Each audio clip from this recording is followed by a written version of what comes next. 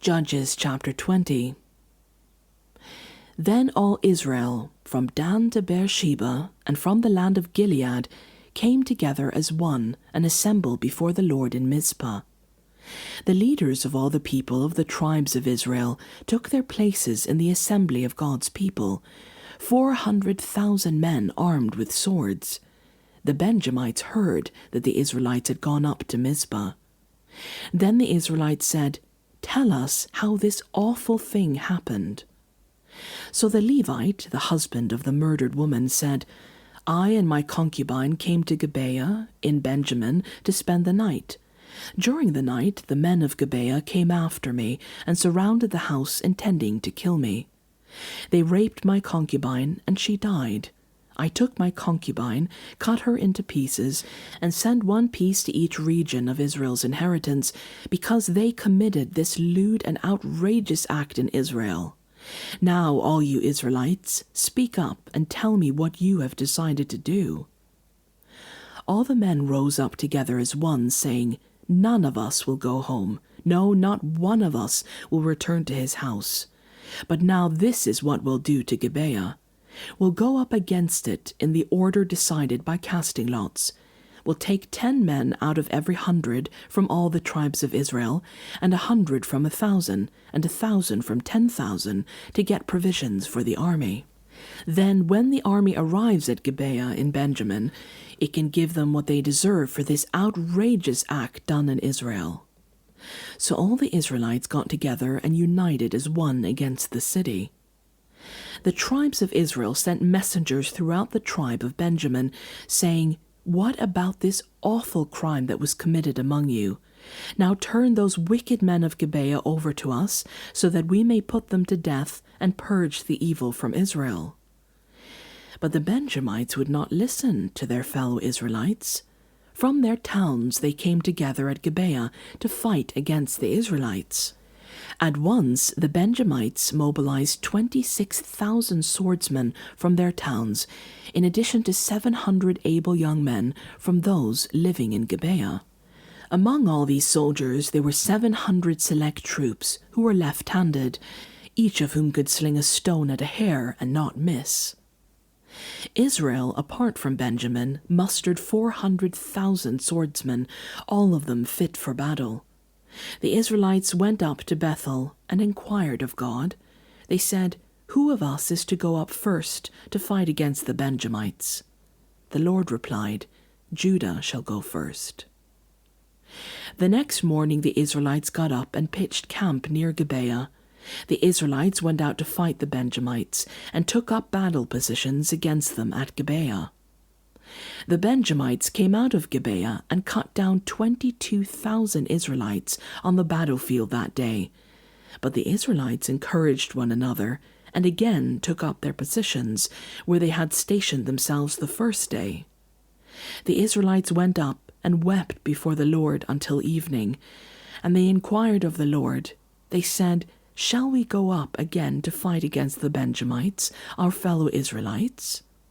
The Lord answered, "Go up against them." Then the Israelites drew near to Benjamin the second day. This time, when the Benjamites came out from Gibeah to oppose them, they cut down another 18,000 Israelites, all of them armed with swords. Then all the Israelites, the whole army, went up to Bethel, and there they sat weeping before the Lord. They fasted that day until evening and presented burnt offerings and fellowship offerings to the Lord. And the Israelites inquired of the Lord. In those days the ark of the covenant of God was there, with Phinehas, son of Eleazar, the son of Aaron, ministering before it. They asked, "Shall we go up again to fight against the Benjamites, our fellow Israelites, or not?"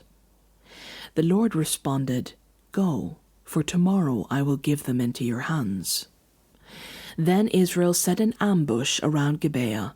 They went up against the Benjamites on the third day and took up positions against Gibeah, as they had done before. The Benjamites came out to meet them and were drawn away from the city.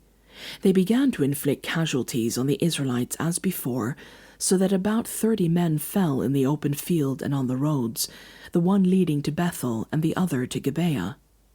While the Benjamites were saying, "We are defeating them as before," the Israelites were saying, "Let's retreat and draw them back from the city to the roads." All the men of Israel moved from their places and took up position at Baal Tamar, and the Israelite ambush charged out of its place on the west of Gibeah. Then 10,000 of Israel's able young men made a frontal attack on Gibeah. The fighting was so heavy that the Benjamites did not realize how near disaster was. The Lord defeated Benjamin before Israel, and on that day the Israelites struck down 25,100 Benjamites, all armed with swords. Then the Benjamites saw that they were beaten. Now the men of Israel had given way before Benjamin because they relied on the ambush they had set near Gibeah.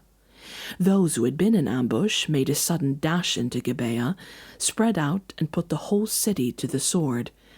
The Israelites had arranged with the ambush that they should send up a great cloud of smoke from the city, and then the Israelites would counterattack.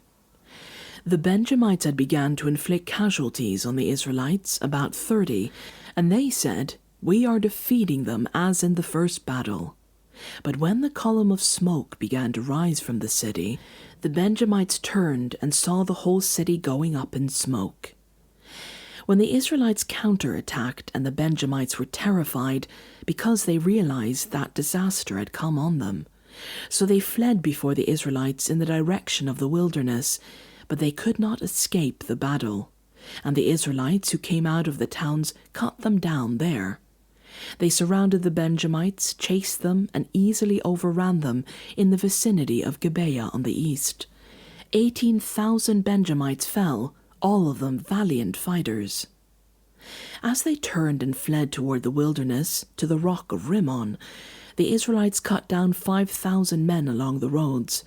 They kept pressing after the Benjamites as far as Gidom, and struck down 2,000 more. On that day, 25,000 Benjamite swordsmen fell, all of them valiant fighters. But 600 of them turned and fled into the wilderness to the rock of Rimmon, where they stayed 4 months. The men of Israel went back to Benjamin and put all the towns to the sword, including the animals and everything else they found. All the towns they came across they set on fire.